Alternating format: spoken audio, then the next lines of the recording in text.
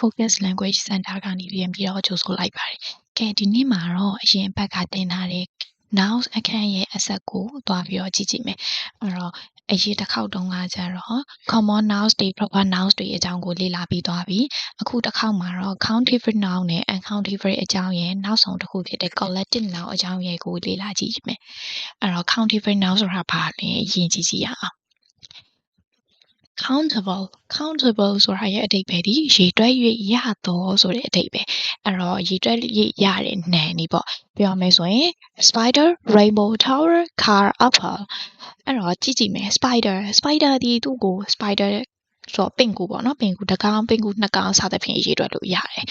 rainbow တက်တန်းတစ်ခုတက်တန်းနှစ်ခုရေတွက်လို့ရတယ် tower မျှော်စင်တစ်ခုမျှော်စင်နှစ်ခုမျှော်စင်သုံးခုစသဖြင့်ပေါ့နော်အရေအတွက်တွေကိုရေတွက်လို့ရတာမျိုးတွေကိုပြောတာပါအဲ့လိုမျိုးရေတွက်လို့ရတာတွေမှတ်တပြသည် countable noun လို့ခေါ်တယ်အဲ့တော့ရေတွက်လို့ရပြီဆိုကြတဲ့အခါကျမတို့ကအနည်းကိန်းကောအများကိန်းကောရှိမယ်ဟုတ်တယ်မလား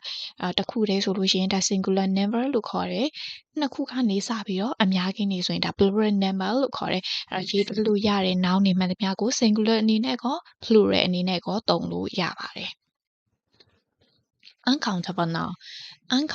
uncountable ဒီရေတွက်လို့မရတာမှန်သမျှဒီ uncountable noun တွေဖြစ်တယ်ရေတွက်လို့မရအောင်เนาะဥပမာဆိုရင် rain မိုးက12ဆက်ရေတွက်လို့ရတယ်ဆိုပေမဲ့လို့မိုးတွေများလာတဲ့အခါကျအရင်အသေးစိတ်ကြီးဘယ်သူမှမိုးဒီနေ့မိုးတစ်ဆက်ကြတယ်မိုးနှစ်ဆက်ကြတယ်မိုးအဆက်တရာကြတယ်အဲ့ဒါမျိုးပြောလို့မရဘူးလေเนาะအဲ့ဒါမျိုးဟာတွေမှန်သမျှဒီဒါ uncountable noun တွေခေါ်တယ်ဟဲ့ကစပင်းကိုတစ်ချောင်းနှစ်ချောင်းလို့ပြောလို့ရလားဆိုတော့ဒါပေမဲ့ရတယ်လို့တော့ပြောတယ်ဒါပေမဲ့လို့သူကိုလည်း uncountable noun တွေမှာပဲတုံတယ်စပင်းကိုအဲ့မှာအဲ့ hell ကိုကြည့်မယ်ဆိုလို့ရှိရင်ကျမတို့က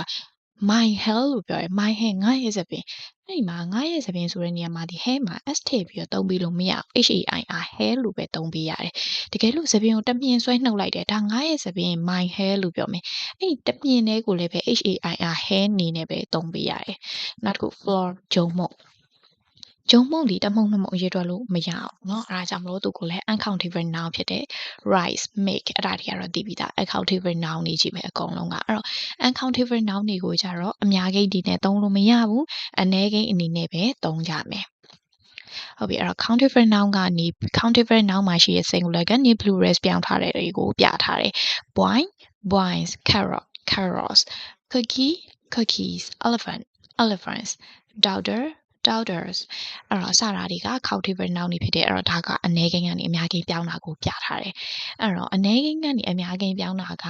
ဝိသေသလေးရှိရဲသူ့ရဲ့နီးလေးတွေရှိရဲအဲ့ဒီနီးတွေကိုမကြည့်ရသေးဘူးဆိုလို့ရှိရင်ရှေ့က common nouns and proper nouns အကြောင်းမှာသွားပြီးတော့ကြည့်လို့ရပါတယ်ဟုတ်ပြီ countable noun တွေရဲ့ရှေ့မှာ a နဲ့ n နဲ့ကိုသုံးလို့ရတယ်။စာအုပ်တစ်အုပ်ဆိုရင် a book ပေါ့နော်။စာအုပ်နှစ်အုပ်ဆိုလို့ရှိရင်ကျတော့ဒါ two books မှာ s ထည့်ပေးရမယ်။ countable noun တွေမှာပဲ a နဲ့ n ကိုသုံးလို့ရပြီးတော့ uncountable noun မှာတော့ a n ကိုသုံးလို့မရဘူးဆိုတာသတိထားရမယ်။အဲ့တော့ countable noun တွေမှာ a book an apple a flight a man an egg an iron etc စသဖြင့်သုံးလို့ရတယ်။ uncountable noun ရဲ့ရှေ့မှာတော့ a နဲ့ n ကိုမသုံးဘူးအဲ့တော့သူ့ကိုရေးတွက်ချင်လို့ရှိရင်ဘယ်လိုမျိုးသုံးမလဲပေါ့အဲ့ဒီနောက်က noun တွေရဲ့ရှေ့မှာ off ဆိုတဲ့ဟာလေးကိုခံပြီးတော့ရေးတွက်လို့ရတဲ့အချင်းအတွဲတွေနဲ့သုံးလို့ရတယ်ဥပမာ a loaf of bread ပါမုံတစ်လုံး a slice of bread ပါမုံတစ်ချက် a cup of milk နွားနို့တစ်ခွက် a bar of chocolate တစ်ခု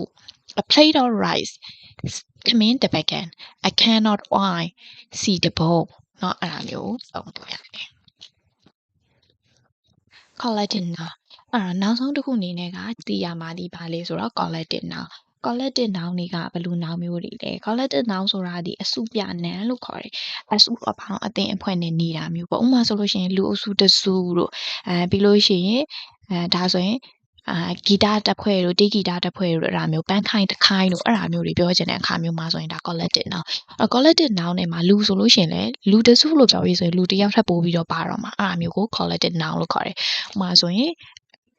a bunch of banana ငှက်ပျောသီးတစ်ခိုင်းပေါ့ a pack of cakes ဖဲထုတ်တစ်ထုပ် a packet of cigarette တစ်ပူ a swarm of bees ပြားတအုပ်နော် a flock of birds ငှက်တအုပ် a group of people လူအုပ်တအုပ်လူအုပ်စုတစုပေါ့နော်စသဖြင့်အဲ့ဒါမျိုးတွေပြောတာကို collective noun လို့ခေါ်တယ်ဟုတ်ပြီဒါဆိုလို့ရှိရင်တော့ noun အကြောင်းကအကုန်လုံးပြီးသွားပြီရှေ့မှာတော့ငါ common nouns and proper nouns ဆိုတာကဘာကြီးလဲတည်သွားပြီပြီးရင် singular ကနေ plural ပြောင်းတာကလည်းဘယ်လိုလဲဆိုတာလည်းတည်ပြီးသွားပြီအဲ့တော့ဒီသင်ခန်းစာမှာဆိုလို့ရှိရင်တော့ noun တွေကမှ countable noun နဲ့ uncountable noun ကိုခွဲပြထားတယ်ဘယ်ဟာက countable noun လဲဘယ်ဟာက uncountable noun လဲဆိုတဲ့ဟာကိုသိရမယ်